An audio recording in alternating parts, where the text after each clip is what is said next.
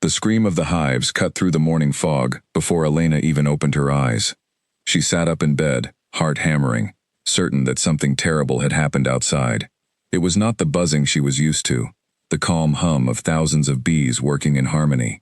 This was different. This was chaos, angry, sharp, and loud enough to wake her from the deepest sleep she had known in weeks. She threw off her blanket and grabbed her shawl, wrapping it around her shoulders as she rushed toward the door of her small wooden cottage. Her bare feet hit the cold floor, but she barely noticed. 12 years she had tended these hives, ever since her grandmother passed them down to her, along with the little patch of land at the edge of the forest. She knew every sound they made, every mood they carried in their wings, and this sound meant danger. She pushed open the door and stepped into the pale morning light. The mist clung low to the grass, curling around her ankles as she hurried toward the hives lined up near the old oak tree. What she saw stopped her cold. 2 of her hives had been knocked over. Wooden frames lay scattered across the ground, broken and dripping with golden honey that had spilled into the dirt. Bees swarmed furiously above the wreckage, confused and defensive, stinging anything that moved too close. And in the middle of it all, lying in the wet grass, were 2 small wolf pups. Elena froze, her hand pressed to her chest. She had lived near this forest long enough to know wolves rarely came this close to the village, and never during daylight. But these were not grown wolves. They were pups, barely more than a few months old, their gray fur matted with dew and honey. One of them whimpered weakly, trying to lift its head, while the other lay almost still, its small body trembling. She took a step closer, and that was when she saw their noses. Both pups had swollen snouts, red and puffy, clearly stung again and again, as they must have knocked into the hives while searching for food or shelter.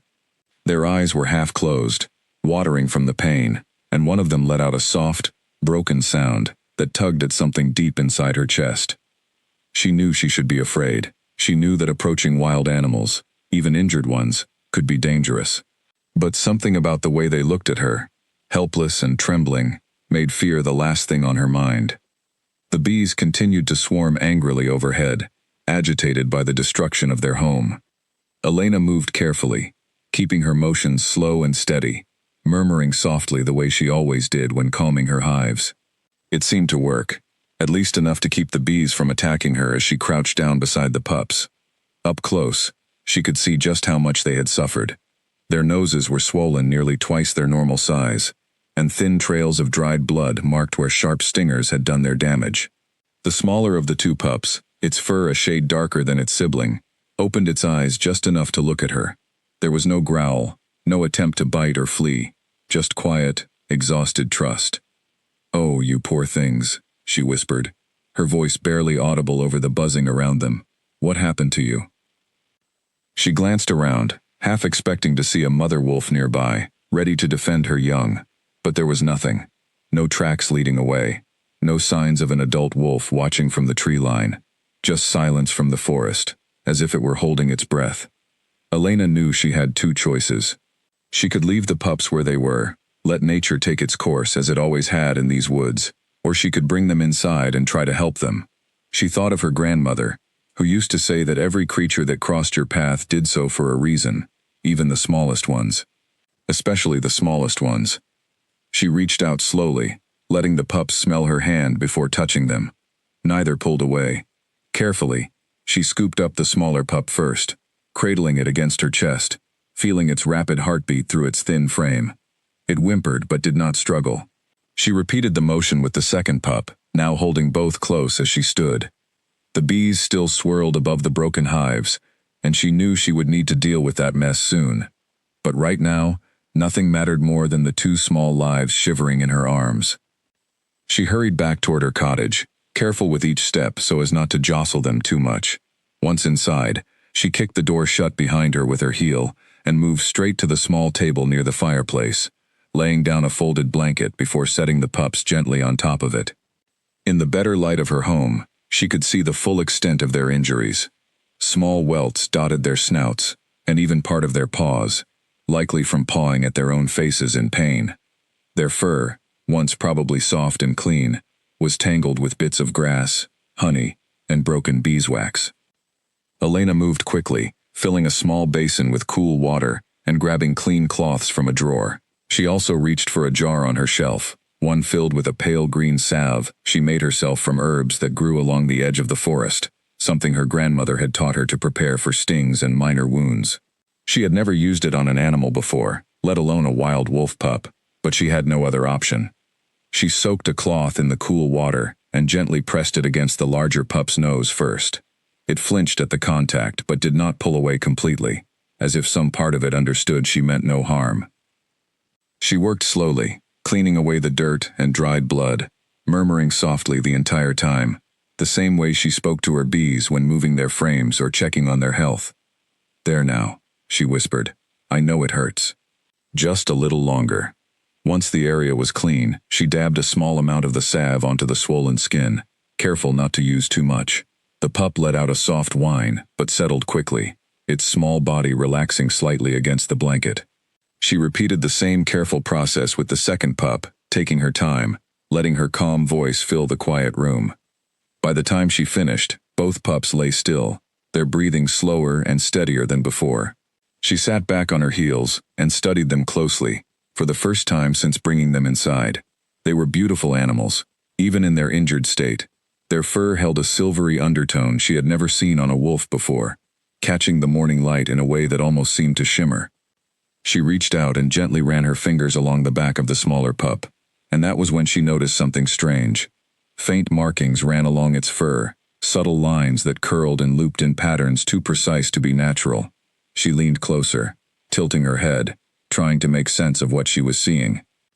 The markings almost looked like symbols, delicate swirls that reminded her of old drawings she had once seen in a book about ancient kingdoms and forgotten legends, back when she was a child and her grandmother used to tell her stories by candlelight. She blinked, and for a moment the image seemed clearer, then faded again as the pup shifted slightly in its sleep. She told herself it was simply a trick of the light, or perhaps exhaustion clouding her mind after such a sudden and stressful morning. Wolves did not carry symbols in their fur. That was the stuff of old tales, not real life. Still, she found herself staring a moment longer, before shaking her head and standing to prepare something for the pups to eat. She found a small piece of meat in her cold storage, left over from a stew she had made the night before, and cut it into tiny pieces. She placed the pieces in a shallow bowl and set it near the pups, unsure if they would even have the strength to eat. To her relief, after a moment of hesitation, the larger pup lifted its head and sniffed at the offering, before slowly beginning to chew. The smaller one took longer, but eventually followed its sibling's lead, nibbling weakly at the food. Elena watched them with a small, relieved smile, feeling something warm settle in her chest, despite the strange start to her morning. She spent the next hour simply sitting nearby, keeping watch as the pups ate and rested, occasionally checking their wounds, to make sure the swelling was not getting worse. Outside, she could still hear the faint hum of her disturbed hives, a problem she would need to address before the day grew much older. But for now, she found she could not bring herself to leave the two small creatures alone. As the pups drifted into a deeper sleep, their tiny chests rising and falling in gentle rhythm, Elena allowed herself a moment to simply look at them. There was something about the pair that felt different from any animal she had encountered in her years living beside the forest. She could not explain it, not with words or logic, but a quiet instinct told her that this was no ordinary encounter. She thought again of her grandmother's words, about creatures crossing paths for reasons unseen. Whatever had brought these two pups to her hives that morning, injured and alone, she felt certain it was not simply chance. Elena rose quietly, careful not to disturb them, and moved to the window. The sun had begun to rise higher, burning away the last of the morning mist, revealing the vast stretch of forest beyond her small clearing. The trees stood tall and silent, ancient guardians of secrets she had never thought to question before today. She glanced back at the pups sleeping soundly on her table, their swollen noses already looking slightly less inflamed thanks to the salve. Something told her that whatever journey had led them to her doorstep was far from over, and that her quiet, simple life beside the forest was about to change in ways she could not yet imagine. For now, though, she allowed herself to focus on the task in front of her. Two small lives depended on her care, and regardless of the mystery surrounding them, she intended to see them through their recovery. She checked the fire, added another log to keep the cottage warm, and settled into the chair beside the table, ready to keep watch through whatever came next. The forest outside remained still, but Elena could not shake the feeling that somewhere within its depths, something was watching, waiting to see what she would do next. 3 days passed before Elena allowed herself to relax even slightly. The pups, whom she had started calling Birch and Ash for their contrasting shades of gray fur, had slowly begun to recover from their injuries. The swelling in their noses had gone down considerably, though faint marks remained where the worst of the stings had struck. They still moved carefully, avoiding sudden motions that might aggravate the tender skin, but their appetites had returned, and with them, a spark of curiosity that had been absent during those first fearful hours. Elena found herself rearranging her entire routine around the 2 pups. She had always been an early riser, tending to her bees at dawn and spending long hours checking on the honeycombs, but now her mornings began differently. She woke earlier than usual, not out of habit but out of concern, checking to make sure Birch and Ash had made it through the night without any new troubles. She had cleared a corner of her cottage for them, laying down thick blankets near the fireplace where they could stay warm. At first, they had been hesitant to move from that spot, still weak and unsure of their surroundings. But by the 3rd day, Ash, the darker and slightly bolder of the 2, had begun exploring the small cottage on wobbly legs, sniffing at furniture, and pawing curiously at anything within reach. Birch remained more cautious, often staying close to his brother's side, watching Elena with wide, careful eyes whenever she moved near them. She had grown used to their silent observation, the way they seemed to study her every action, as if trying to understand not just what she was doing, but why. It was during those quiet observation moments that she first began noticing small things that struck her as unusual. She remembered clearly the afternoon she had been humming softly to herself while preparing a simple meal, an old tune her grandmother used to sing while working in the garden. She had not been paying much attention to the pups at that moment, focused instead on chopping vegetables for a stew, but when she glanced over her shoulder, she found both Birch and Ash sitting perfectly still, staring at her with an intensity that seemed far too focused for young wolf pups. It was not the wide-eyed curiosity she had seen in other young animals before. There was something almost thoughtful in their expressions, as if they were listening not just to the melody, but to the words themselves, as though trying to understand their meaning. She had laughed it off at the time, telling herself she was simply imagining things after days of limited sleep and constant worry. But similar moments continued to occur, small instances that lingered in her mind long after they happened. One evening, as she sat by the fire mending a torn piece of cloth, she muttered under her breath about needing more thread from the village the following day. She had not been speaking to the pups directly, simply thinking aloud, the way she often did when alone. Yet both Birch and Ash lifted their heads immediately, ears perking up, eyes following her every movement, as if they understood the meaning behind her words. She told herself animals were simply perceptive to tone and mood, capable of sensing emotion even if they could not understand language itself. It was a logical explanation, one she clung to even as small doubts continued to creep into the back of her mind. The days settled into a gentle rhythm despite the underlying strangeness she could not quite shake. Elena returned to her hives, working to repair the damage caused during that first chaotic morning. She rebuilt the broken frames, coaxed her bees back into a calmer state, and slowly restored order to the small apiary she had spent years perfecting. Throughout it all, Birch and Ash remained close, often following her at a distance whenever she stepped outside to tend to her work. She kept a careful eye on them, worried they might wander too close to the hives again, but they seemed to have learned their lesson from that painful first encounter, keeping a respectful distance from the wooden boxes and their buzzing occupants.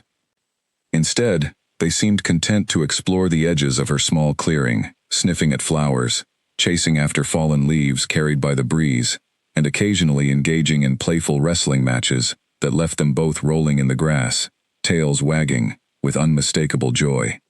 Elena found herself smiling more often than she had in a long time, watching the 2 pups grow more comfortable with their surroundings, and with her. Despite the strange questions lingering in the back of her mind, she could not deny the warmth that had settled into her chest each time she watched them play. She had lived alone for many years, ever since her grandmother had passed and left her the cottage and the bees. She had grown used to the solitude, finding comfort in the quiet rhythm of her days, but she had not realized just how much she missed having something else to care for, something that depended on her, until Birch and Ash arrived so unexpectedly at her doorstep. Still, the questions did not fully disappear. At night, after settling the pups into their blankets, she often found herself staring at the strange markings along their fur, faint silver patterns that seemed to catch the firelight in peculiar ways. She had tried to convince herself it was simply a natural variation in their coloring, something unique to their particular breed or lineage. But the more she studied the patterns, the more they seemed to resemble something deliberate, almost like symbols, carefully placed rather than randomly occurring.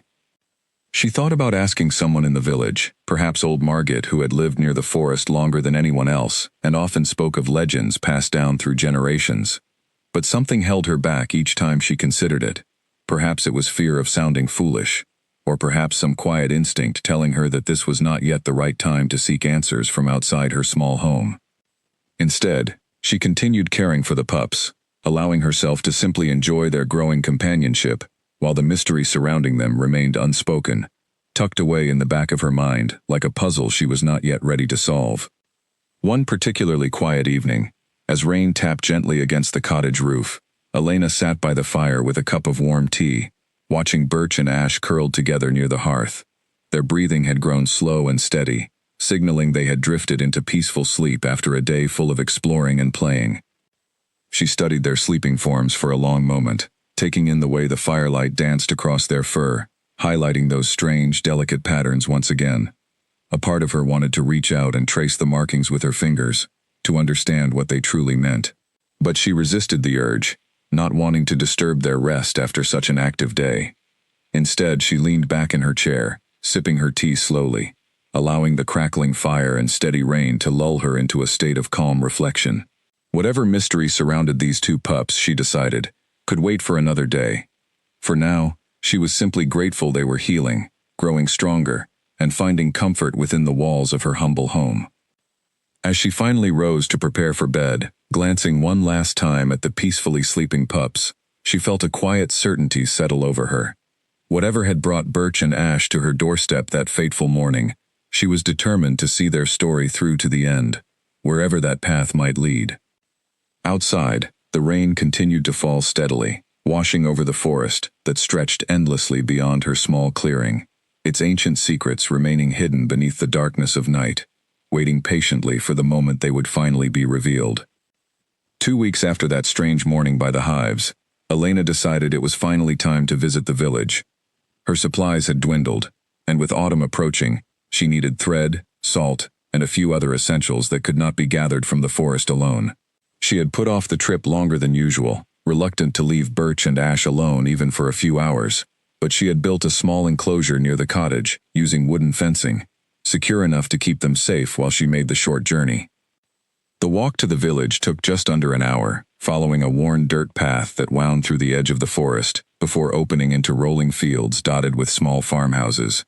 Elena had made this walk countless times over the years, and today felt no different at first, the familiar scenery passing by, as her mind wandered between thoughts of her errands and lingering questions about her two unusual companions.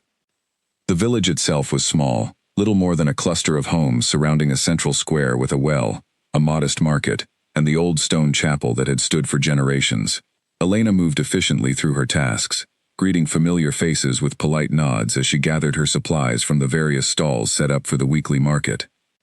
It was as she was finishing her purchases at the small fabric stall that she noticed Margit watching her from across the square. Margit was an elderly woman who had lived in the village longer than anyone could remember, known throughout the area for her vast knowledge of old stories and folklore passed down through countless generations. Elena had always found her fascinating, if a bit eccentric, someone who spoke of ancient legends as though they held as much truth as the modern world around them. She had not planned on speaking with Margit that day, intending simply to complete her errands and return home, before the pups grew too restless in their enclosure. But something in the older woman's expression, a mixture of curiosity and concern, made her pause. "Elena," Margit called, making her way across the square with surprising speed for someone of her advanced years. "A word, if you have a moment." Elena nodded, finishing her transaction with the fabric seller, before turning her full attention to the approaching woman. "Of course, Margit. Is something wrong?" The elderly woman glanced around briefly, as if checking to ensure no one else was listening too closely, before lowering her voice.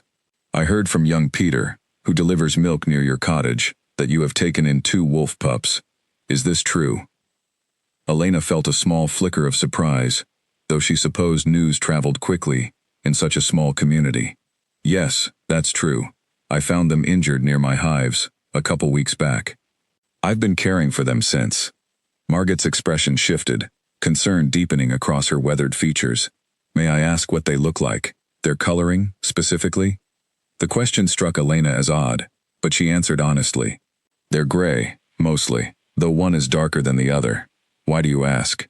Do they have any markings? Anything unusual in their fur? Perhaps patterns that seem almost deliberate?" Elena's breath caught slightly in her throat. She had not mentioned the strange silver markings to anyone, not even in passing conversation, yet Margot seemed to already suspect their presence. "How did you know about that?" The older woman's face grew pale, and she reached out, gently gripping Elena's arm. "Elena, listen to me carefully. Those markings are not ordinary. There are old stories, passed down through many generations, about a hidden lineage, connected to symbols exactly like what you're describing." "What kind of stories?" Elena asked, her curiosity now fully engaged, despite the unease creeping into her chest. Margot glanced around once more before continuing, her voice barely above a whisper. "They speak of a hidden kingdom, one that exists at the edges of our understanding, ruled by a family whose bloodline carries an ancient curse, or perhaps a gift, depending on how the story is told.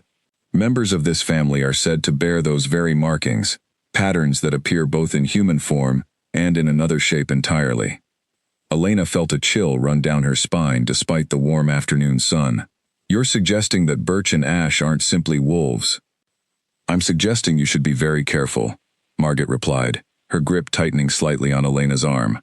"These old stories, even if only partially true, often speak of danger following those who carry such markings. If there is any truth to what I've heard, you may have unknowingly involved yourself in matters far beyond simple animal care." Elena wanted to dismiss the warning as nothing more than village superstition, the kind of tale that grew more elaborate with each retelling over generations. Yet something in Margot's genuine concern, combined with the strange behaviors she herself had witnessed over the past weeks, made it difficult to brush aside entirely. "What should I do?" Elena finally asked, unsure of what answer she even expected. Margot was quiet for a long moment, her eyes distant as though searching through decades of memory for the right words.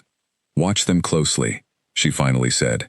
"Pay attention to anything unusual, especially as the next full moon approaches. If the old stories hold any truth, that is often when such hidden natures reveal themselves most clearly. And if something does happen, if they truly are more than simple wolves, then you must decide for yourself what kind of person you wish to be," Margot said softly. "Whether you choose to help them, regardless of what they may be, or whether you choose to protect yourself by keeping your distance. Either choice carries its own risks, Elena. I cannot make that decision for you."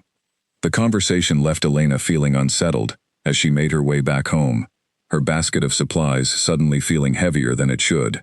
The familiar path through the fields and forest seemed different now, shadows appearing more pronounced, sounds carrying further than she remembered. She found herself glancing over her shoulder more than once, though she could not have explained exactly what she expected to see. When she finally arrived back at her cottage, she found Birch and Ash waiting eagerly at the fence of their enclosure, tails wagging at her return.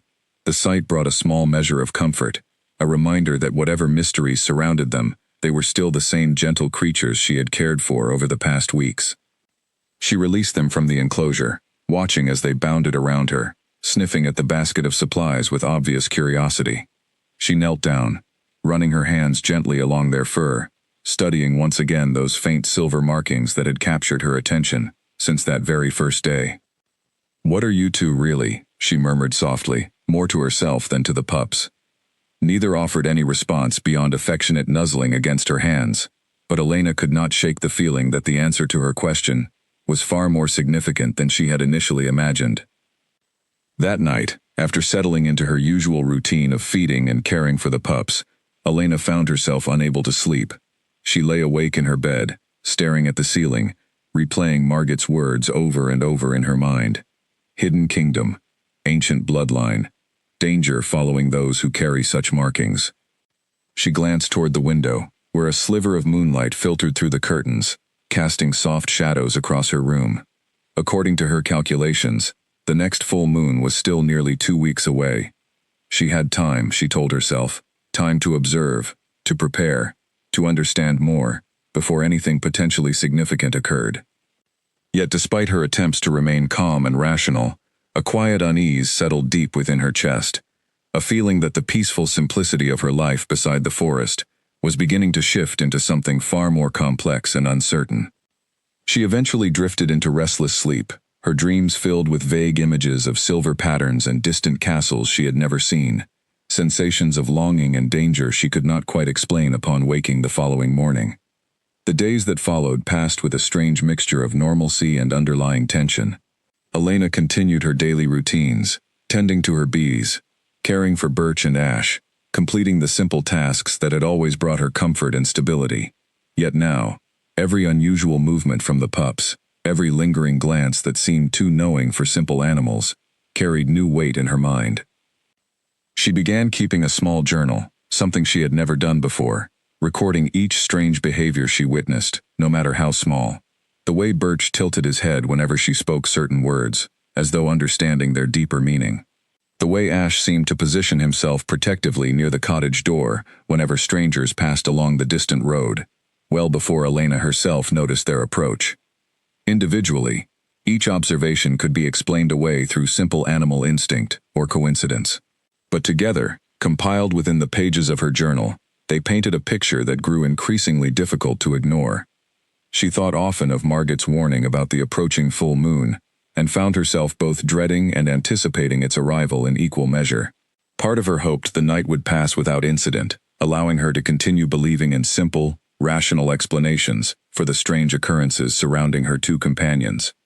Yet another part of her, one she was hesitant to fully acknowledge, felt a quiet curiosity, even excitement, at the possibility of uncovering something truly extraordinary.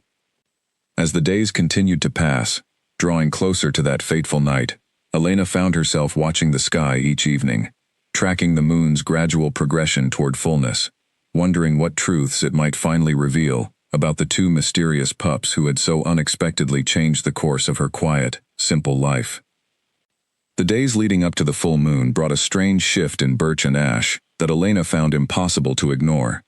Where they had once been playful and carefree, chasing each other through the grass and tumbling over fallen branches, they now seemed increasingly restless as evening approached each day.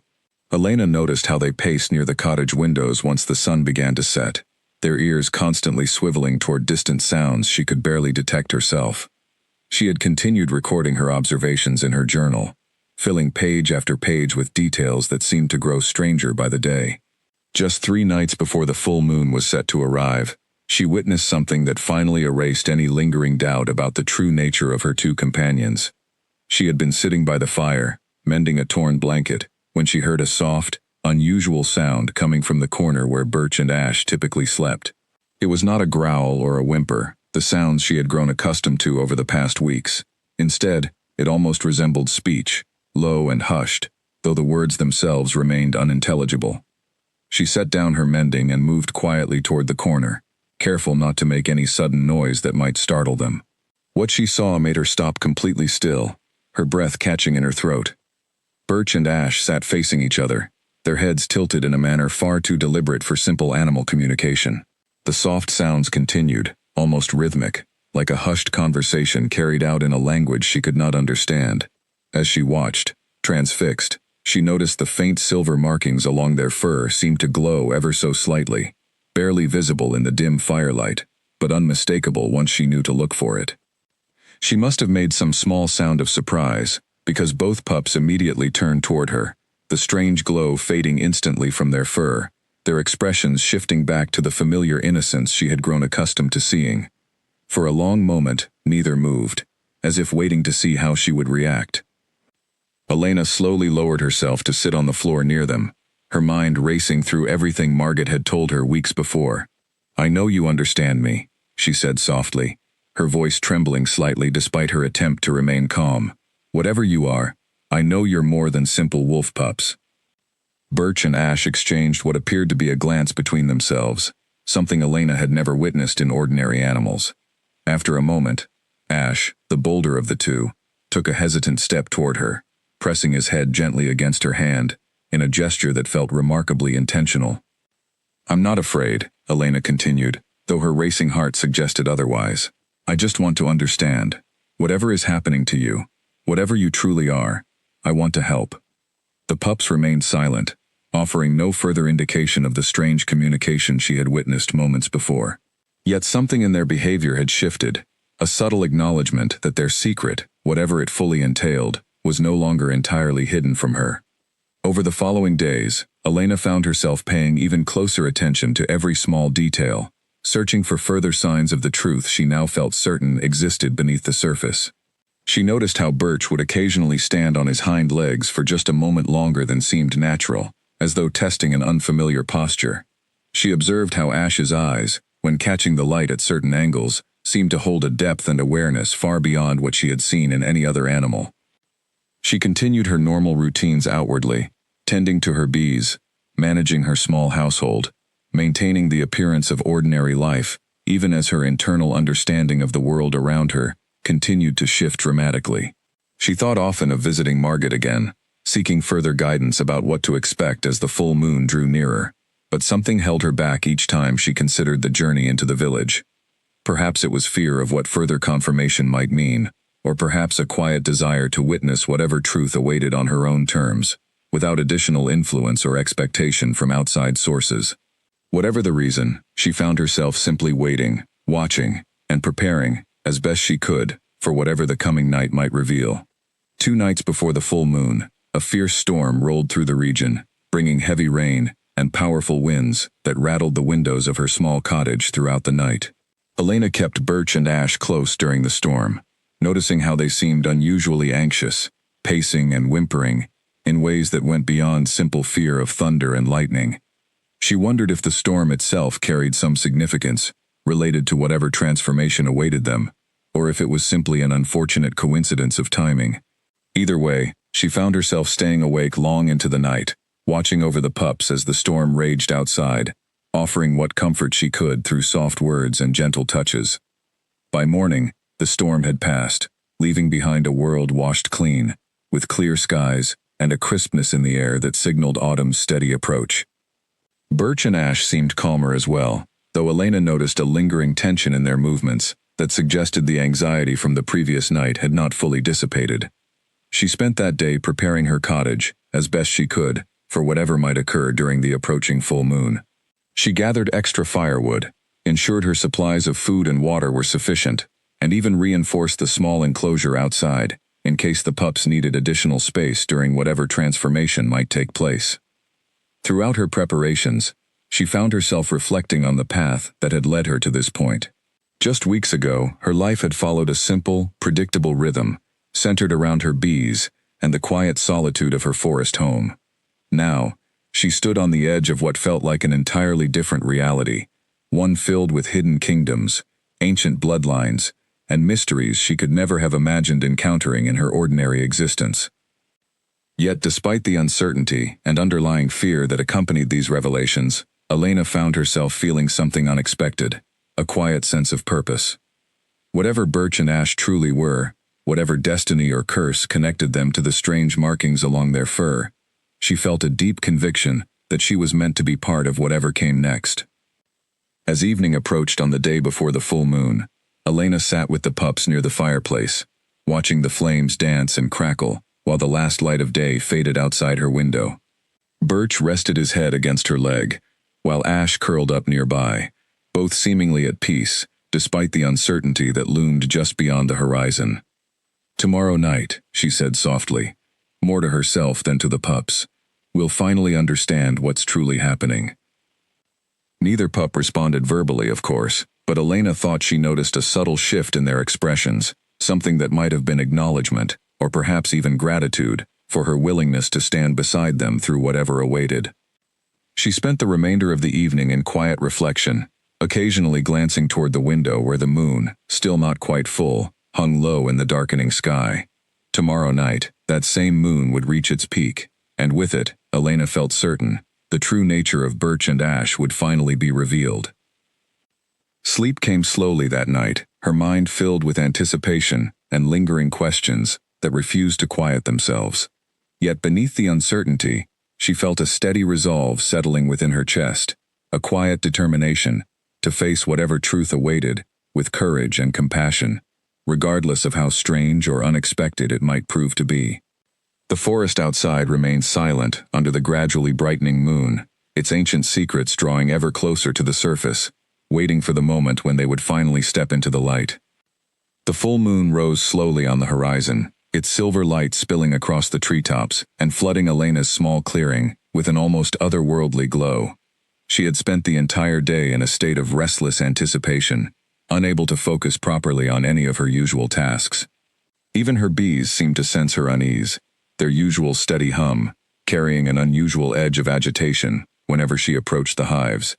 By the time evening arrived, she had abandoned all pretense of normal activity, choosing instead to remain close to the cottage, watching Birch and Ash with careful, unwavering attention.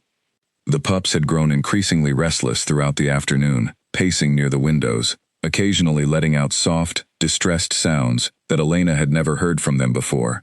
She tried to offer comfort, sitting with them, speaking softly, running her hands gently along their fur, but nothing seemed to fully ease the tension building within their small bodies. As darkness fell completely, and the moon climbed higher into the clear night sky, Elena decided to bring the pups outside, sensing somehow that whatever was about to happen needed the open space of her clearing rather than the confined walls of her cottage. She wrapped a shawl around her shoulders against the growing chill and stepped out into the moonlit night, Birch and Ash following closely behind her. The clearing looked different under the full moon's light, familiar shapes taking on an almost magical quality as silver beams filtered through the surrounding trees. Elena settled onto a large flat rock near the center of the clearing, watching as Birch and Ash paced restlessly nearby, their movements growing increasingly erratic as the moon continued its ascent. Then, without warning, both pups suddenly stopped moving entirely, their bodies going rigid as the moonlight seemed to intensify around them. Elena rose to her feet instinctively, her heart pounding as she watched the silver markings along their fur begin to glow brightly, far more pronounced than anything she had witnessed before. "Birch? Ash?" she called softly, taking a cautious step forward. The pups did not respond, their bodies seemingly frozen in place as the glowing markings spread across their entire forms, creating an intricate web of light that pulsed in time with what Elena could only describe as a heartbeat, though far too slow and steady to belong to any ordinary creature. She watched, transfixed and slightly afraid, as their small bodies began to shift and change before her eyes. Fur seemed to recede into skin, paws elongated into hands and feet, and their overall shape gradually shifted from 4 legs to 2. The transformation happened gradually enough that Elena could track each subtle change, yet quickly enough that within a matter of minutes, 2 young boys stood where the wolf pups had been only moments before. They appeared to be around 10 or 11 years of age, their bodies thin and slightly trembling, likely from the strain of whatever magical process had just occurred. Both boys had dark hair, though one carried a slightly lighter shade similar to the coloring Birch had displayed as a pup, while the other's hair was nearly black, matching Ash's darker fur. Elena stood frozen, unable to speak or move as she processed the impossible scene before her.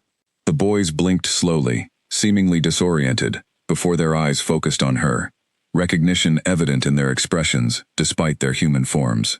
"You can understand me," the darker-haired boy said softly, his voice carrying a slight rasp, as though unused to human speech after so long in wolf form. "You've cared for us all this time." Elena finally found her voice, though it emerged as barely more than a whisper. Your children. Human children." The lighter-haired boy nodded slowly, wrapping his arms around himself against the evening chill, clearly unaccustomed to standing without fur to protect him from the elements. "My name is Corwin," he said, his voice steadier than his brother's. "This is my younger brother, Elias." Elena took a hesitant step closer, still struggling to fully comprehend the transformation she had just witnessed. "Margaret was right," she murmured, more to herself than to the boys. "You truly are more than simple wolves." "You spoke with someone about us?" Elias asked, a flash of concern crossing his young features. "Only in general terms," Elena reassured him quickly. An old woman in the village recognized the markings on your fur from old stories she had heard. She warned me to be careful, but she didn't know exactly what you were. Corwin exchanged a glance with his brother before speaking again. We should probably explain everything, but perhaps it would be better inside, where it's warmer. This form, it doesn't handle the cold nearly as well as our other one. Elena nodded quickly, suddenly remembering her role as caretaker, despite the extraordinary circumstances. Of course, come inside, both of you. I'll find something for you to wear, and we can talk properly. She led the two boys back toward her cottage, her mind still reeling from what she had just witnessed, yet her practical instincts taking over as she considered their immediate needs. Once inside, she quickly gathered some spare clothing, old garments she had kept for various household tasks, and helped the boys into something warmer than their bare skin had been managing against the night air. Settled near the fireplace with warm blankets wrapped around their shoulders, Corwin and Elias finally began to share their story, one that confirmed everything Margaret had hinted at during their conversation in the village, and revealed far more besides. Our father is King Alaric, Corwin began, his voice steady despite the weight of his words. He rules over a kingdom hidden from the ordinary world, protected by ancient magic that keeps it separate from lands like this one. Elena listened intently, settling into her chair across from the boys, still trying to process the magnitude of what she was hearing. A hidden kingdom, she repeated softly. Margaret mentioned something similar. Our family has always carried this connection to wolves, Elias continued, picking up where his brother left off. It's part of an old pact made generations ago, granting our bloodline the ability to shift between human and wolf forms. It was meant to be a gift, a way to protect our kingdom and its people. But something went wrong, Elena guessed, watching the way both boys' expressions darkened at her words.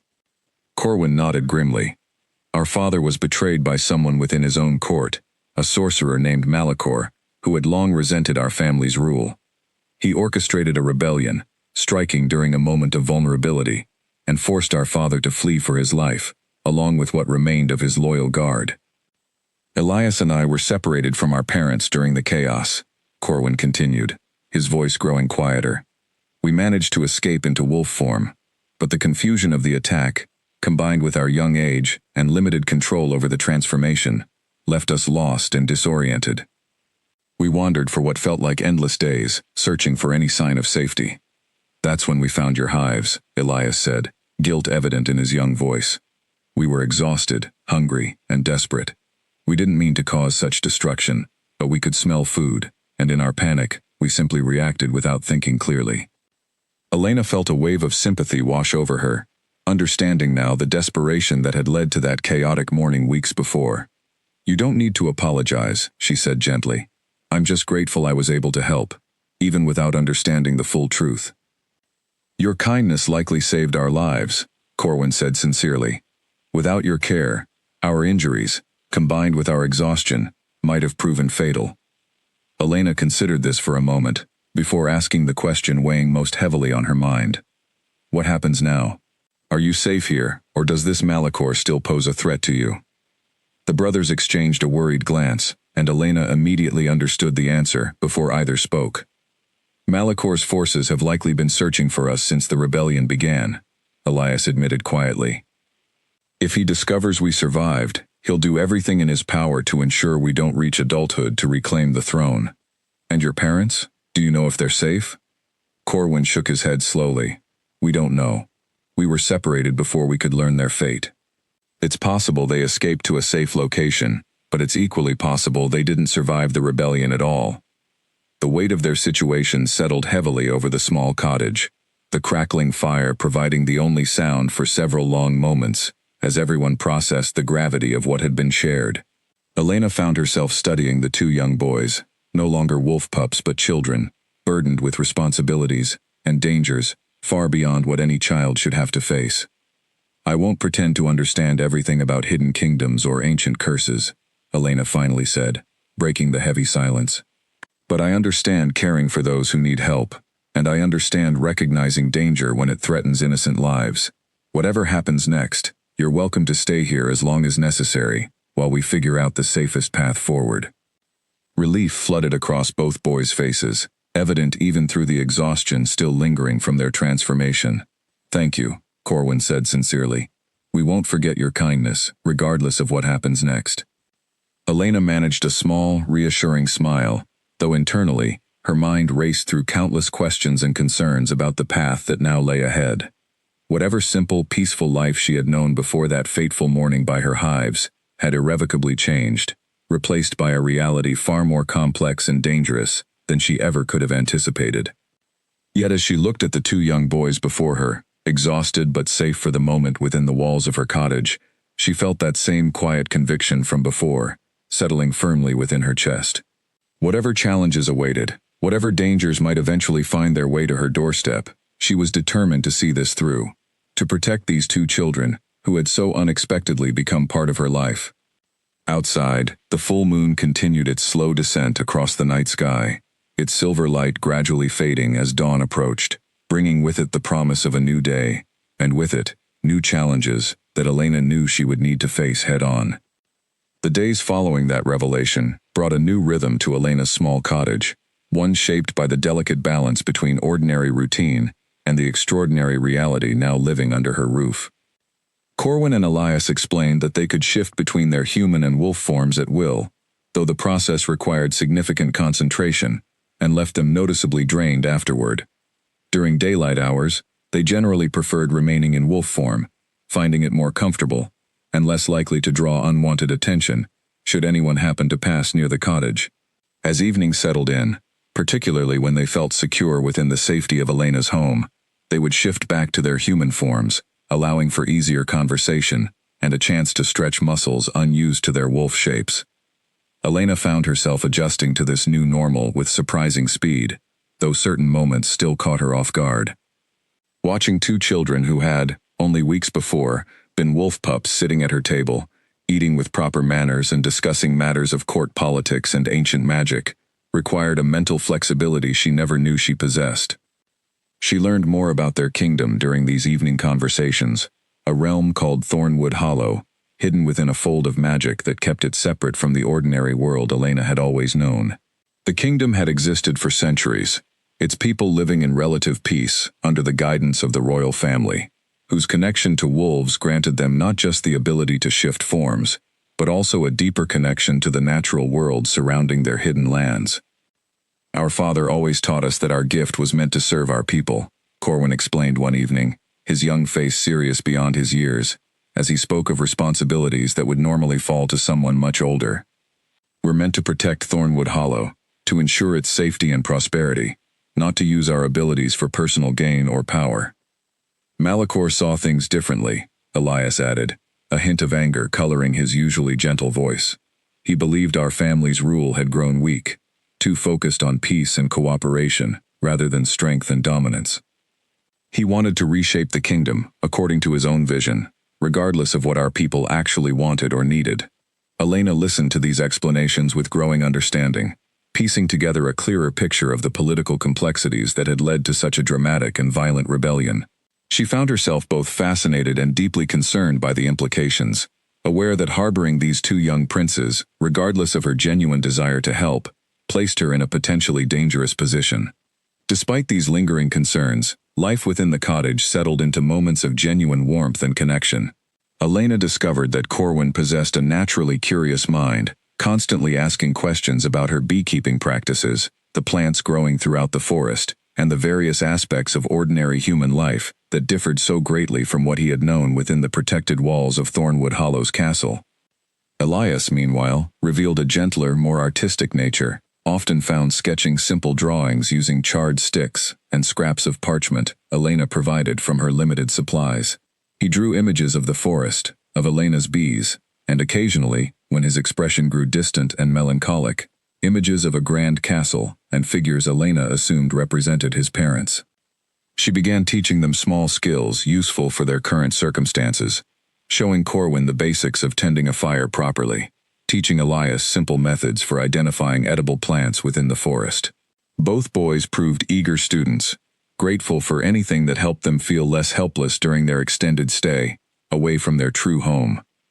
Yet beneath these peaceful moments, an undercurrent of tension remained ever present.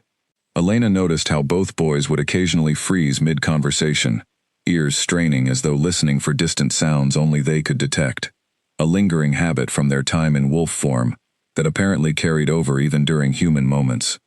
She understood this vigilance stemmed from genuine fear, an awareness that safety remained uncertain despite the temporary peace they had found within her cottage walls.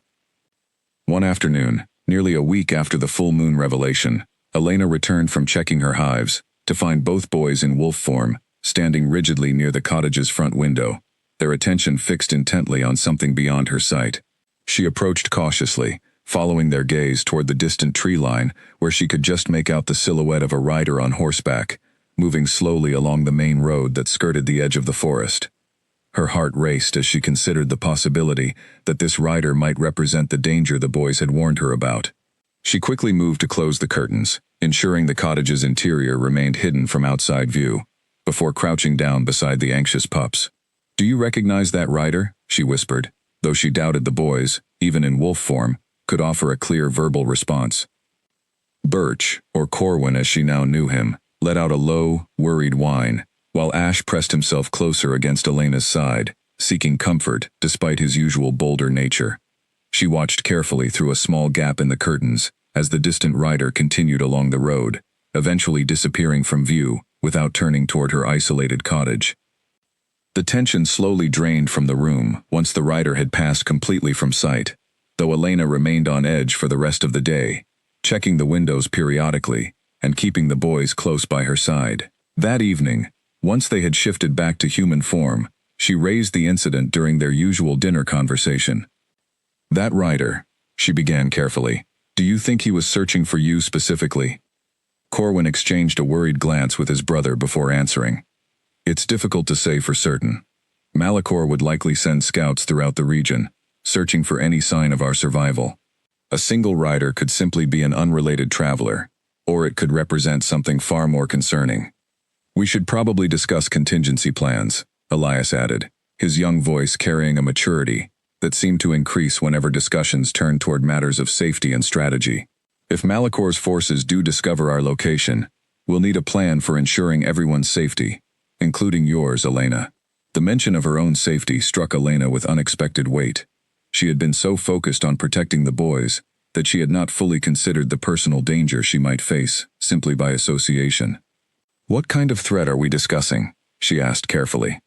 "Would Malachor's forces cause harm to those helping you?" Corwin's expression grew grave. "Malachor has shown he's willing to use whatever methods necessary to secure his power. Anyone found harboring potential threats to his rule could face serious consequences." Elena absorbed this information quietly, understanding fully for the first time just how significant the risks had become since that fateful morning by her hives. Yet despite the fear that settled into her chest, she found her resolve remaining steady, unwilling to abandon these two children, regardless of the danger their presence might bring. "We'll figure out a plan together," she said firmly, meeting both boys' eyes with as much confidence as she could muster. "Whatever happens, we'll face it together." The following days brought increased vigilance to their daily routine. Elena began varying her schedule slightly, avoiding predictable patterns that might make it easier for potential searchers to anticipate her movements. She taught the boys specific hiding spots within the cottage and surrounding forest, locations where they could quickly retreat should danger approach unexpectedly. She also began paying closer attention to news and gossip during her occasional trips into the village, listening carefully for any mention of strangers asking unusual questions, or reports of increased activity from unfamiliar riders passing through the region. Margaret, whom she visited once more during this period, provided what additional insight she could, though her knowledge remained limited to old legends rather than current political developments within hidden kingdoms. "Be careful, Elena," Margaret warned during their brief conversation. "The old stories speak of great power struggles connected to these hidden bloodlines. If what you're protecting truly represents royal heirs, the danger extends far beyond simple concern for their safety alone." Elena took this warning seriously, redoubling her efforts to prepare for whatever challenges might eventually arrive at her doorstep.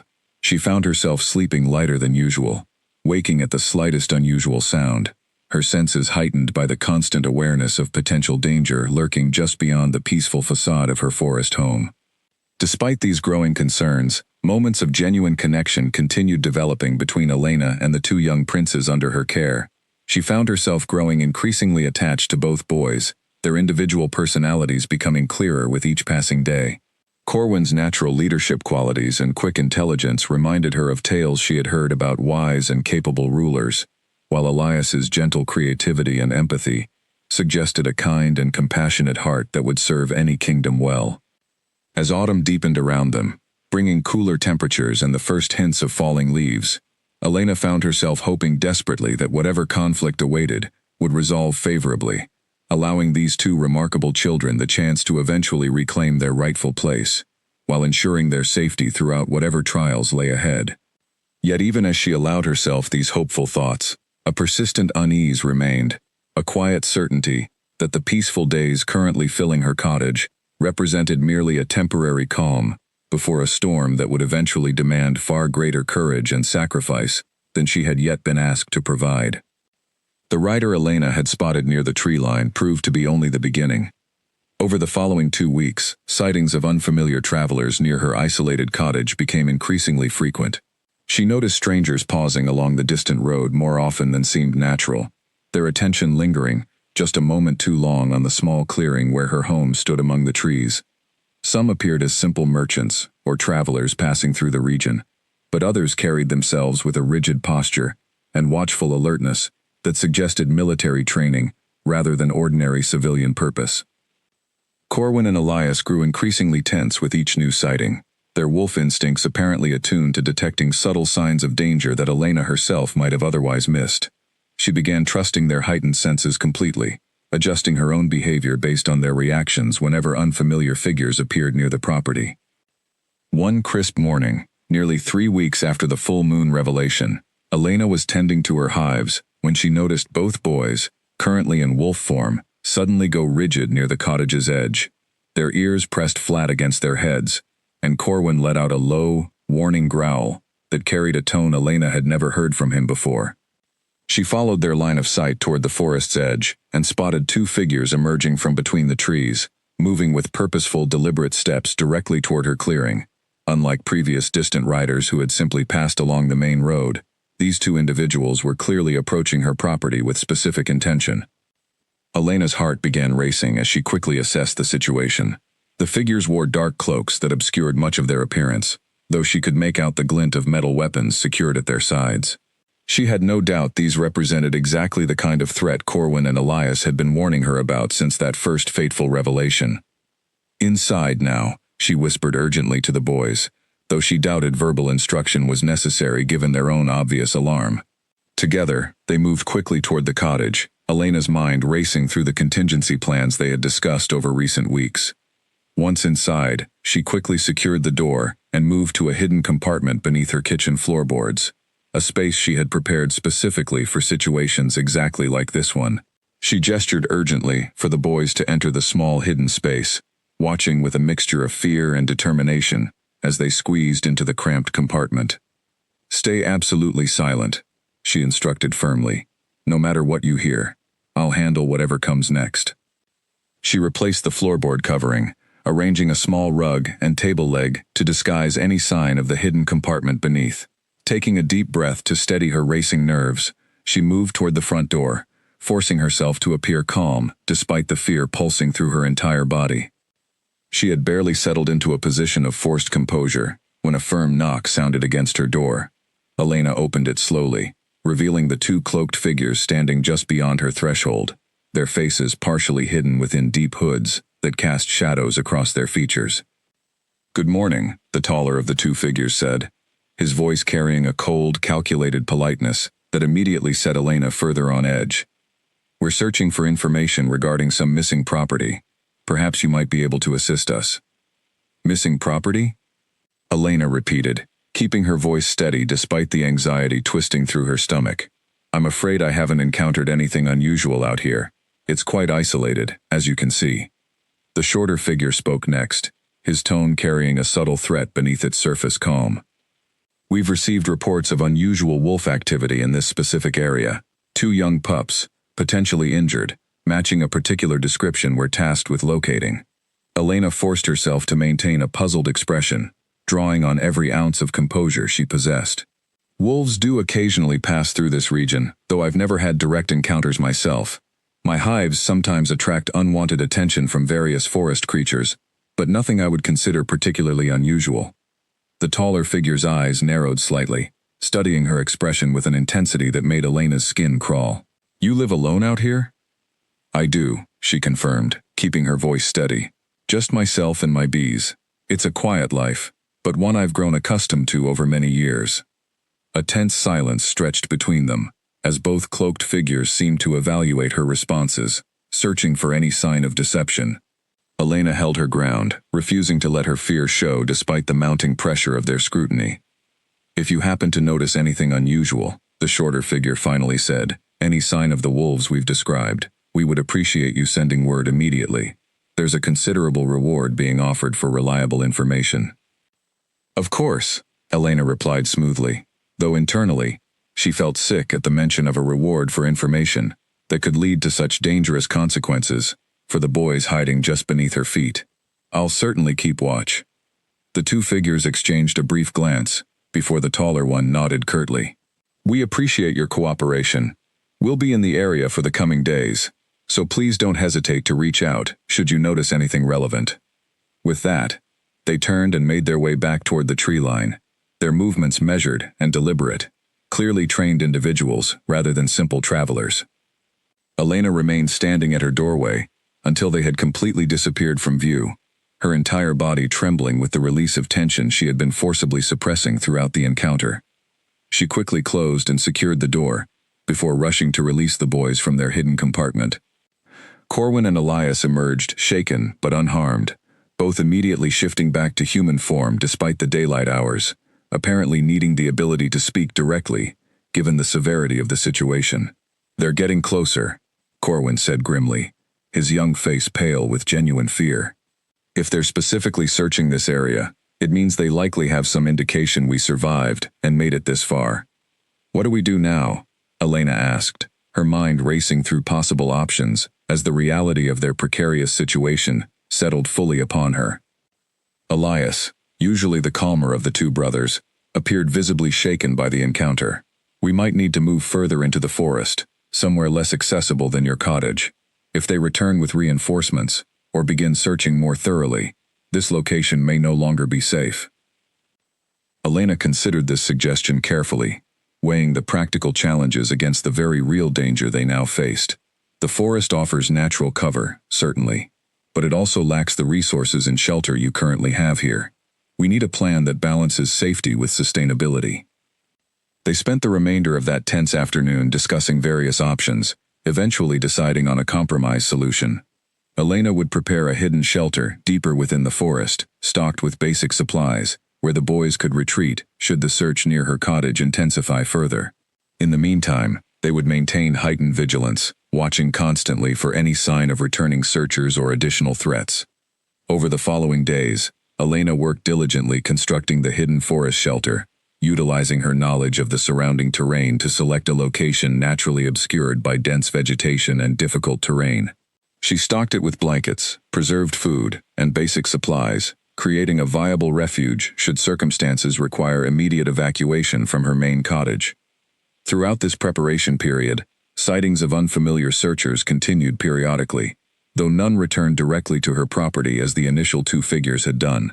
Elena remained constantly alert, teaching the boys additional evasion techniques and reinforcing the importance of immediate compliance should danger arise unexpectedly. One evening, nearly a week after that first direct encounter, Corwin approached Elena with a serious expression, clearly having given considerable thought to their situation. "Elena, I think we need to discuss what happens if Malakor's forces do eventually find us here. We can't simply keep running and hiding indefinitely." Elena set down the mending she had been working on, giving the young prince her full attention. "What are you suggesting?" "Eventually, we'll need to find a way to reach our father's loyal supporters, assuming any remain, and begin working toward reclaiming our kingdom properly. Hiding here indefinitely only delays the inevitable confrontation and puts you at increasing risk the longer we remain." Elias nodded in agreement from his position near the fireplace. "We've been fortunate that Malakor's search hasn't yet located us definitively, but that fortune won't last forever. We need a proactive plan, not just reactive hiding. Elena felt a swell of both pride and concern at the maturity displayed by these two young princes, forced by circumstance to consider strategic matters well beyond what any child should need to face. What kind of proactive plan do you have in mind?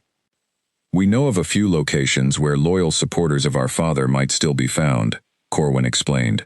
Places where the old guard maintained secret networks specifically for situations exactly like this one. If we could reach even one of these contacts, we might be able to gather allies and begin planning our next steps more effectively. That sounds dangerous, Elena said carefully, though she understood the logic behind their reasoning. Traveling openly would expose you to significant risk, especially with active searchers already operating in this region. We know, Elias acknowledged softly, but continuing to hide passively carries its own risks, both to us and to you. Eventually, we'll need to take action rather than simply reacting to whatever Malicor's forces attempt next.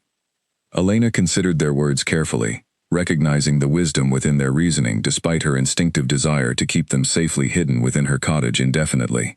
Let's continue preparing for now, she finally said, but let's also start gathering information about these potential allies you mentioned. We'll need a clearer picture of the risks and opportunities before committing to any specific plan. The boys agreed, and over the following days, they began quietly gathering whatever information they could through Elena's occasional trips into the village, careful conversations with Margit, who possessed surprising knowledge about various hidden networks throughout the region, and careful observation of the searchers' patterns and movements. Slowly, a clearer picture began emerging, one that suggested potential paths forward despite the significant dangers involved. Elena found herself increasingly drawn into the political complexities of Thornwood Hollow's situation, her simple beekeeper's life transforming into something resembling a covert operation, supporting rightful heirs against a usurping tyrant. Despite the mounting tension and very real fear that accompanied their situation, Elena discovered a growing sense of purpose and determination within herself. She had spent years living a quiet, isolated existence, finding contentment in simple routines and solitary company. Now, faced with genuine danger and significant responsibility, she found unexpected strength and resolve, rising to meet the challenge before her. As autumn continued its steady progression toward winter, bringing increasingly cold nights and the first signs of frost across her clearing each morning, Elena prepared herself and the two young princes for whatever confrontation awaited in the days ahead, knowing with growing certainty that their carefully maintained peace would not last much longer. The breakthrough came unexpectedly, nearly 2 weeks after that pivotal conversation about seeking allies. Margit arrived at Elena's cottage one gray afternoon, arriving unannounced for the first time since Elena had known her. Her expression carried an urgency that immediately put Elena on alert, and she quickly ushered the elderly woman inside, ensuring the door was securely closed before allowing Corwin and Elias, currently in wolf form as a precaution, to remain present during whatever news Margit carried. "I've made contact with someone," Margit explained without preamble, settling into a chair near the fireplace, her breathing slightly labored from the walk. "An old acquaintance, who serves as a healer in villages throughout this region." She mentioned treating a wounded traveler recently who spoke, in feverish delirium, about serving King Alaric and searching for his missing sons. Elena felt her pulse quicken at this information. "Do you think this could be genuine? A real connection to the boy's father?" "It's difficult to say with certainty," Margit admitted, "but the details matched closely enough with what you've shared regarding the boy's situation that I felt it necessary to investigate further and to bring you this information immediately."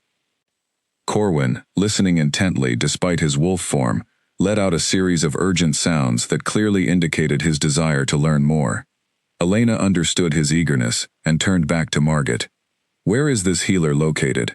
And the wounded traveler, do you know his current condition?" "The healer's cottage sits roughly 2 days' journey from here, along the eastern road. As for the traveler's condition, my contact mentioned he was recovering steadily, though still weak from his injuries. She indicated he expressed urgent desire to continue his search once sufficiently healed." Elena exchanged a glance with both boys, seeing in their expressions the same mixture of hope and caution she herself felt.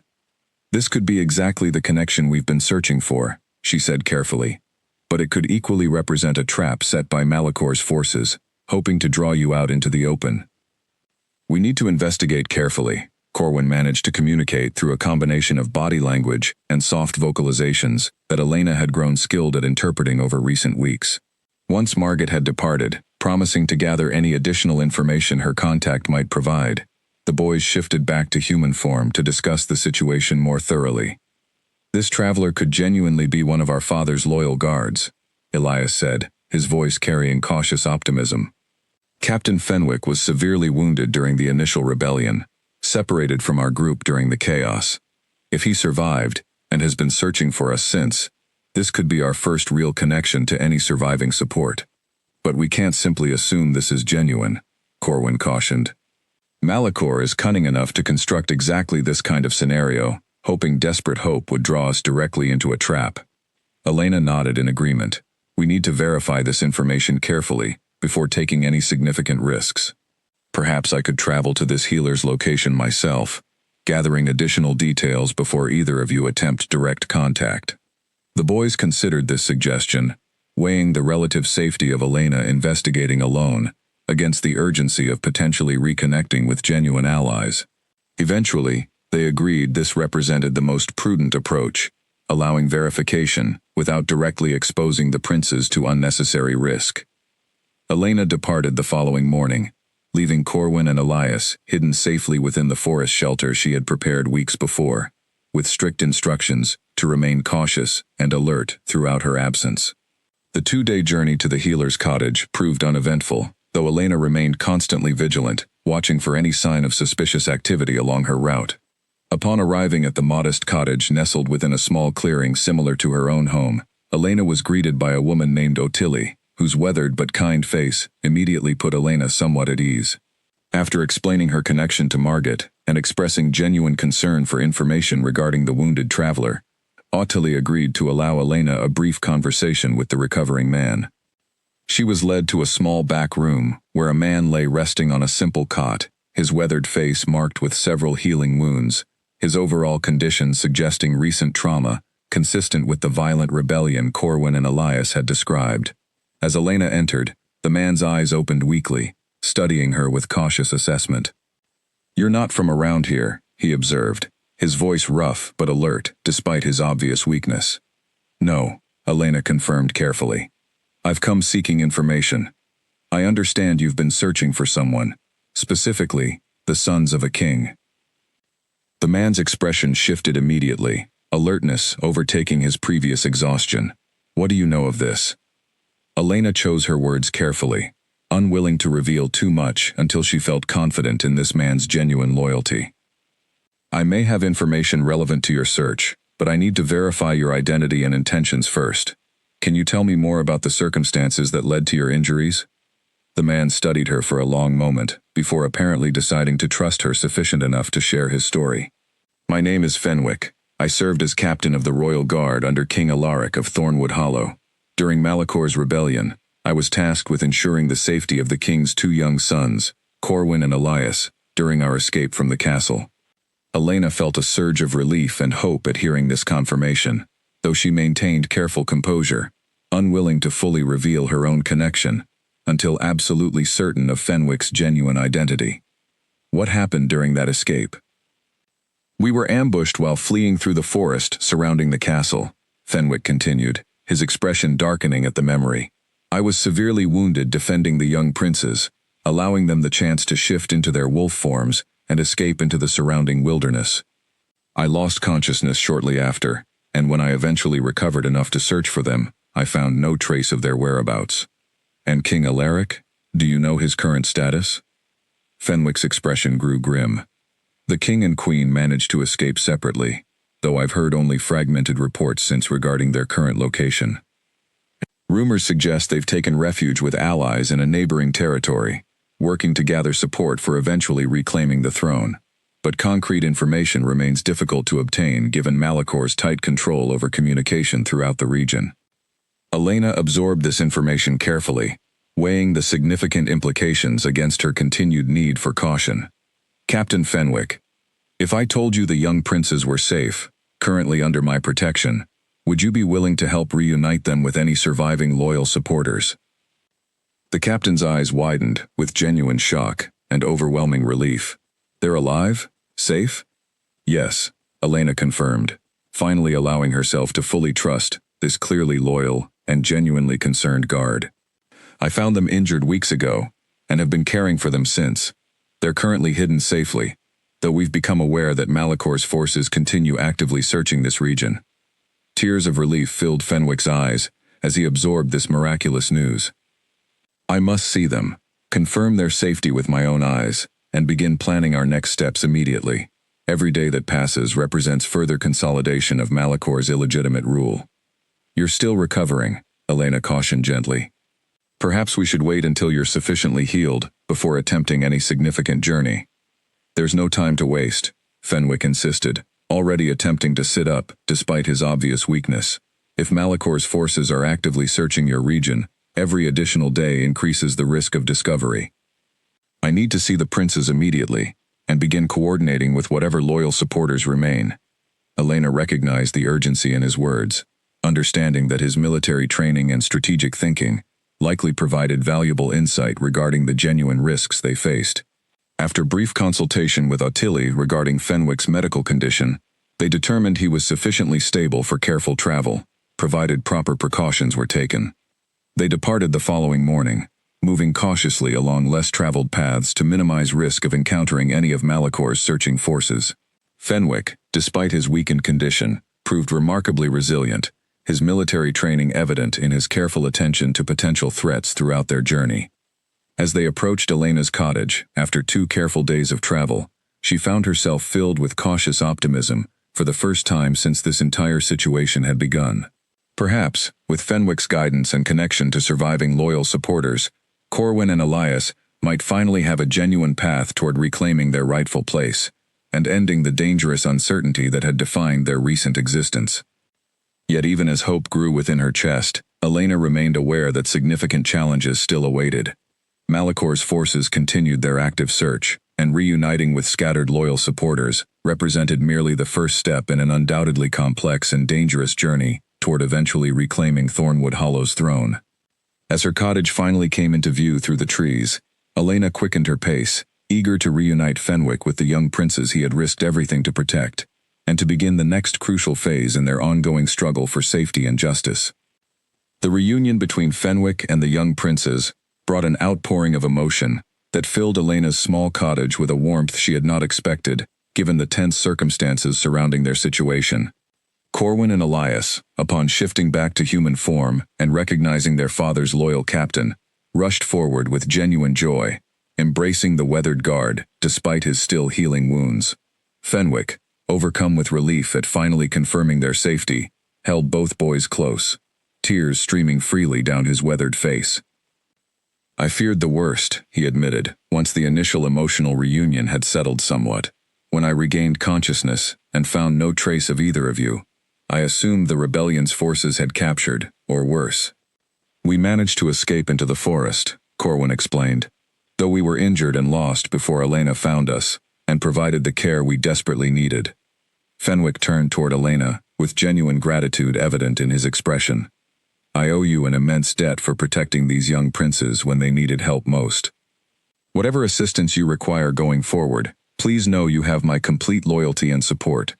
Elena accepted his gratitude graciously, though her mind had already shifted toward practical concerns regarding their next steps. We should discuss strategy carefully. Malicor's forces continue actively searching this region, and we need a plan that ensures everyone's continued safety while working toward reclaiming the throne. Over the following days, as Fenwick continued his recovery under Elena's careful attention, they began developing a comprehensive strategy for their next steps. Fenwick revealed knowledge of several other loyal supporters scattered throughout the region, individuals who had managed to escape Malicor's initial purge and remained committed to eventually restoring the rightful royal family to power.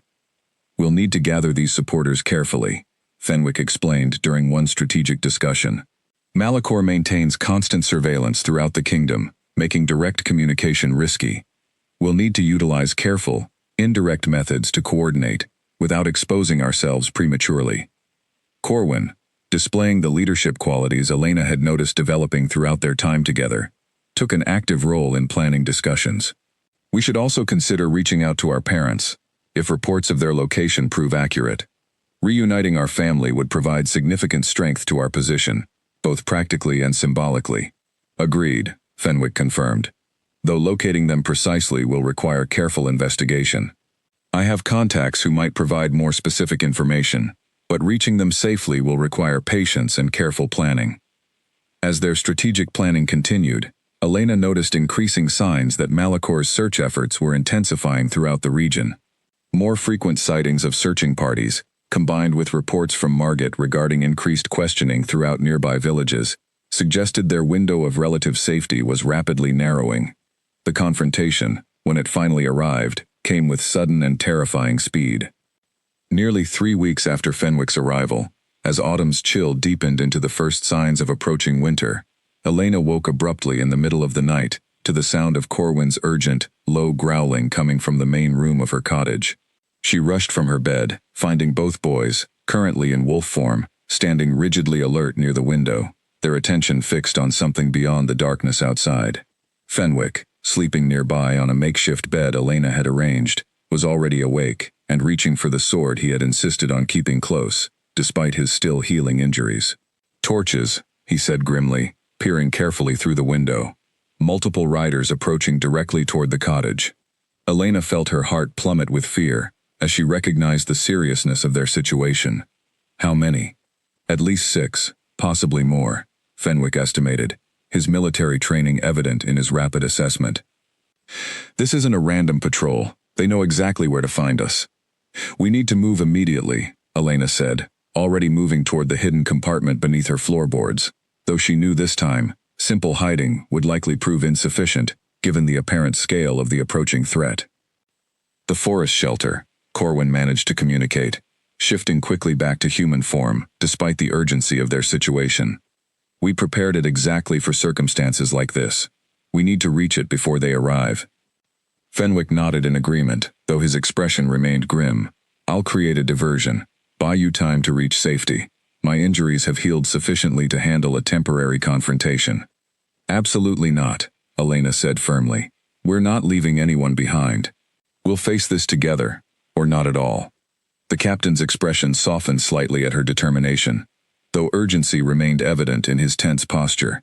"Then we need to move quickly, all of us together, toward the forest shelter immediately." They gathered what few essential supplies they could quickly grab, Elena pausing only briefly to secure her most precious belongings, before following Corwin, Elias, and Fenwick out through the cottage's rear entrance, moving as quickly and quietly as possible toward the dense forest surrounding her property. Behind them, Elena could hear the distinct sound of approaching horses, voices calling out commands, and the unmistakable crackling of torches cutting through the previously peaceful night silence. Her heart pounded furiously as they pushed deeper into the forest, following the carefully memorized path toward the hidden shelter she had constructed weeks before. They had nearly reached the shelter's location when a shout rang out behind them, indicating their escape had been discovered. "They've spotted us," Fenwick warned, drawing his sword despite his still healing wounds. "We need to move faster." Corwin and Elias, sensing the immediate danger, shifted quickly back into wolf form, their enhanced speed and agility allowing them to navigate the dense forest terrain more effectively than their human forms could manage. Elena struggled to keep pace, her breath coming in ragged gasps as fear and physical exertion combined to push her body to its limits. Suddenly, several armed figures emerged from the darkness ahead, cutting off their path toward the hidden shelter. Fenwick immediately positioned himself protectively between the approaching threats and the rest of their group, his sword raised, despite the clear disadvantage of facing multiple opponents, while still recovering from previous injuries. "Take the boys and run," he commanded urgently to Elena. "I'll hold them off as long as possible." Elena hesitated, unwilling to abandon the loyal captain, despite the overwhelming danger they faced. Before she could respond, however, an unexpected development shifted the entire confrontation dramatically.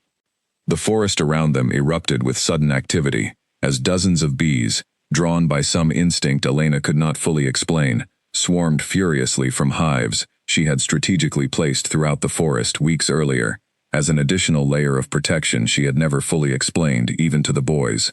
The armed attackers, caught completely off guard by the sudden aggressive swarm, began shouting in confusion and pain as countless stings assaulted any exposed skin.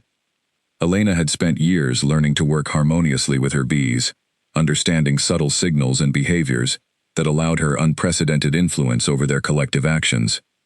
In this moment of desperate crisis, she found herself instinctively directing this connection, encouraging the bees toward the attacking forces, while somehow ensuring her own group remained completely unaffected by the defensive swarm. The armed attackers, overwhelmed by the sudden and painful assault, began retreating in chaotic disarray, their organized approach collapsing entirely under the relentless onslaught of furious bees. Fenwick, taking advantage of their confusion, moved quickly to disable several attackers, who remained too disoriented to defend themselves properly, while Elena guided Corwin and Elias safely past the chaos toward their hidden shelter. Once they had reached the relative safety of the forest shelter, breathing heavily from the harrowing escape, Fenwick finally allowed himself a moment of relieved exhaustion. That was unexpected assistance, he managed between labored breaths, glancing toward Elena with newfound respect and curiosity. "My bees," Elena explained simply, still processing the adrenaline coursing through her own system. "I've spent years learning to work with them. I suppose desperate circumstances revealed connections I never fully realized I possessed." Corwin and Elias, having shifted back to human form once safely within the shelter, stared at Elena with expressions of amazed gratitude. "You saved us," Elias said softly, still trembling slightly from the terrifying encounter. "Without your bees, we might not have escaped at all." Elena managed a weak, exhausted smile. "We saved each other, working together. That's what matters most right now." Fenwick, ever practical despite the chaotic circumstances, quickly assessed their situation. "We can't remain here long. Malicor's forces will regroup and continue searching once they've recovered from this setback. We need to move toward more secure allies as quickly as possible." "Do you know where to find them?" Elena asked, her mind already shifting toward their next crucial steps despite her lingering exhaustion. "I believe so," Fenwick confirmed. "There's a fortified location roughly 3 days' journey from here, controlled by supporters who remained loyal throughout Malicor's rebellion. If we can reach them safely, we'll finally have the strength and resources necessary to begin actively working toward reclaiming the throne." Elena nodded, understanding the significance of this next phase in their ongoing struggle. "Then we should rest briefly, gather our remaining strength, and depart as soon as it's safe to do so." As the adrenaline from their harrowing escape gradually subsided, replaced by exhausted relief at having survived such a dangerous confrontation, Elena found herself reflecting on how dramatically her life had transformed since that fateful morning weeks before, when she first discovered 2 injured wolf pups beside her damaged hives. She glanced toward Corwin and Elias, watching as they settled close together within the shelter, clearly processing their own overwhelming emotions following such a terrifying near miss.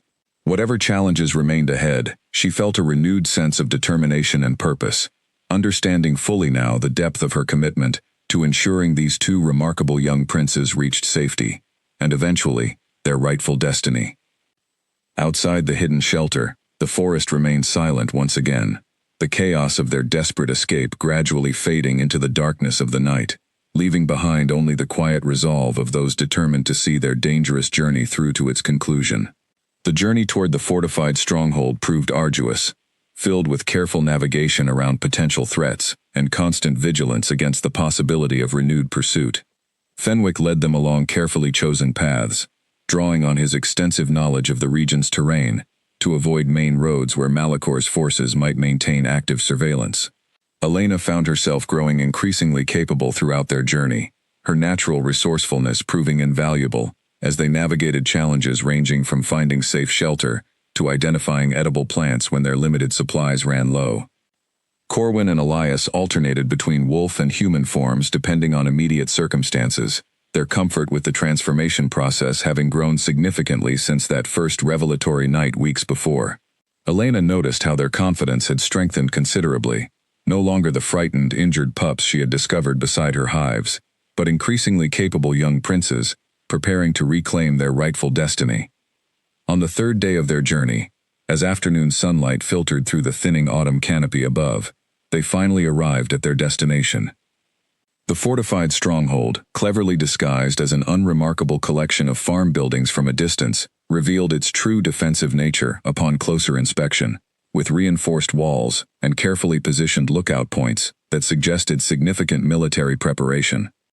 Fenwick approached the main gate confidently, exchanging a series of specific signals with the guards stationed there, before being granted entry. Elena, Corwin, and Elias followed closely behind, all three feeling a mixture of relief and cautious anticipation as they finally reached what represented genuine hope for a positive resolution to their dangerous circumstances.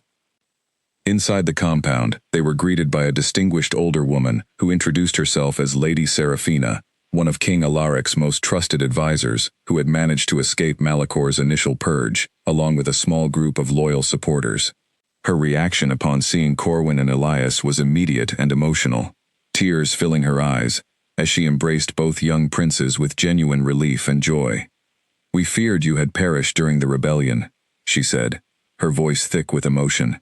"Your survival brings hope that has been sorely lacking throughout these difficult months." As introductions continued and the full story of their journey was shared, Elena learned that Lady Seraphina's stronghold had become a gathering point for numerous loyal supporters throughout the past months, all working quietly to build sufficient strength and support for eventually challenging Malicor's illegitimate rule. "Your parents," Lady Seraphina explained during a private conversation with the boys, "successfully reached safety with allies in the Northern Territories. We've maintained careful communication, though direct travel remains too dangerous given Malicor's extensive surveillance networks." The news brought immense relief to both princes, finally confirming their parents' survival after months of uncertainty. Plans began forming almost immediately for eventually reuniting the entire family, while simultaneously building the strength necessary to challenge Malicor's rule directly. Over the following weeks, Elena watched with growing amazement as Corwin and Elias transformed from frightened refugees into confident young leaders, actively participating in strategic discussions and demonstrating natural aptitude for the complex political and military planning required for their eventual confrontation with Malicor's forces. Elena herself found unexpected purpose within this new environment, her practical skills and calm demeanor under pressure earning respect from Lady Seraphina and the other loyal supporters gathered within the stronghold.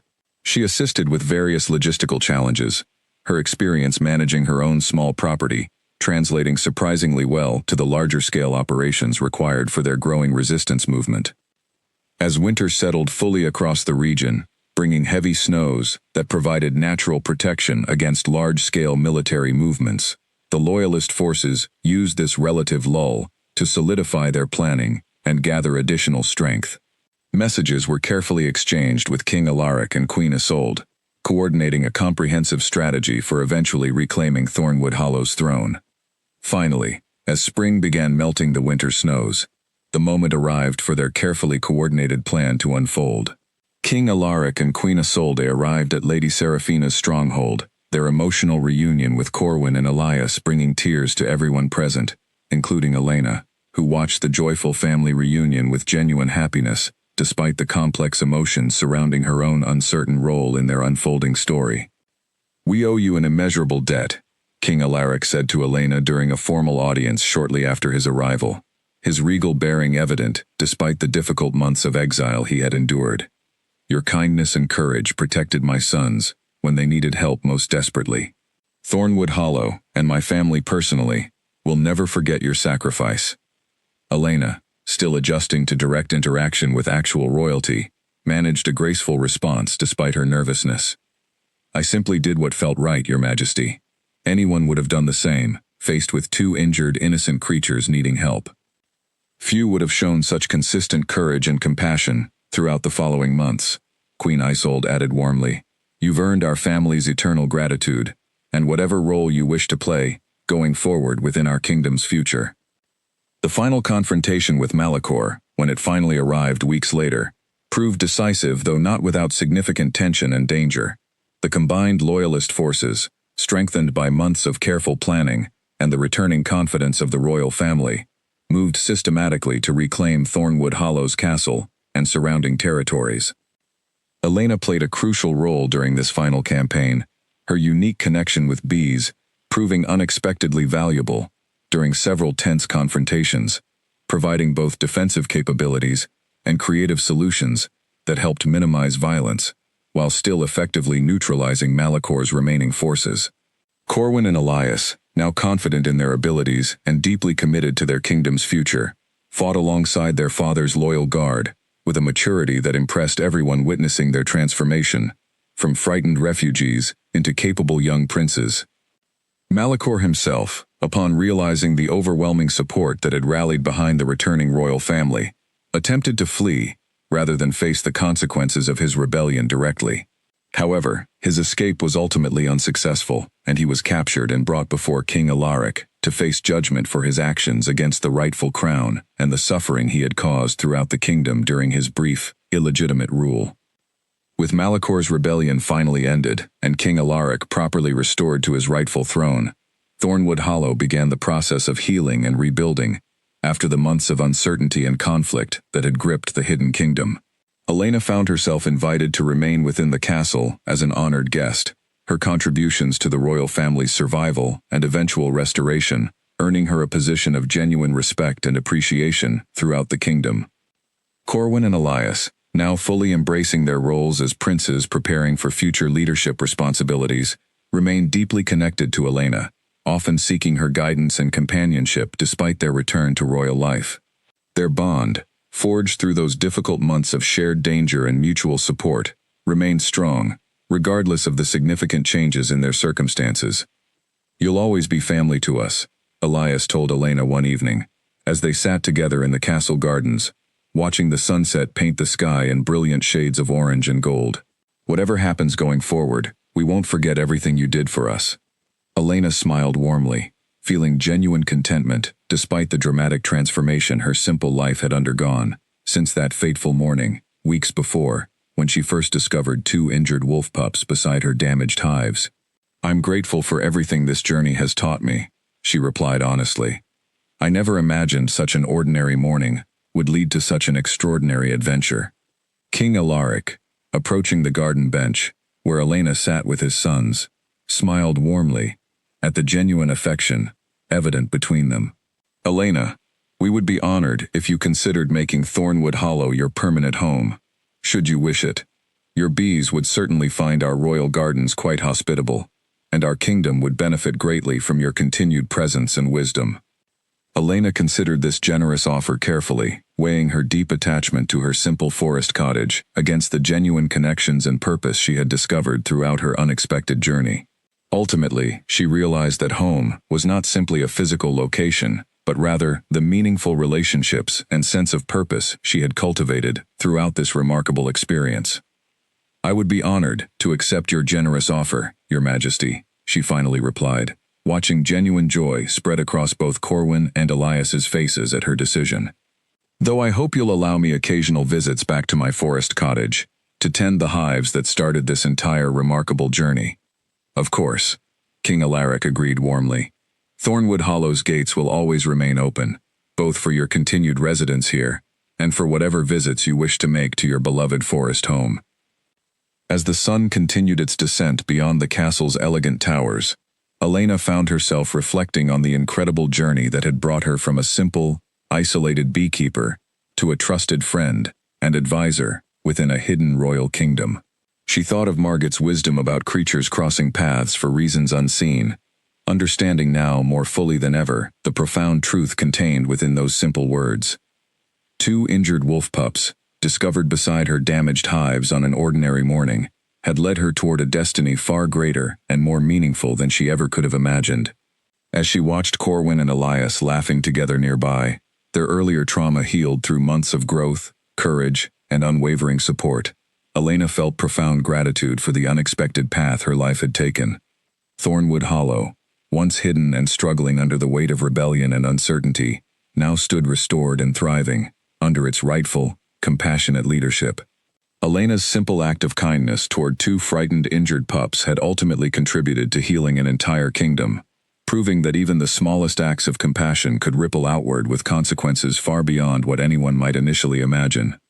As evening settled fully across the castle grounds, bringing with it the peaceful quiet of a kingdom finally at rest after months of turmoil, Elena allowed herself to simply enjoy the beauty and tranquility of her new, unexpected home. Whatever challenges and adventures might still await in the future, she felt confident and secure in the knowledge that she had found genuine purpose, meaningful relationships, and a place where her natural compassion and courage would continue making a positive difference in the lives of those around her. The story of the beekeeper who had unknowingly rescued 2 royal princes would be remembered throughout Thornwood Hollow for generations to come, a testament to the power of kindness, courage, and the unexpected connections that could transform ordinary lives into extraordinary journeys of purpose and belonging.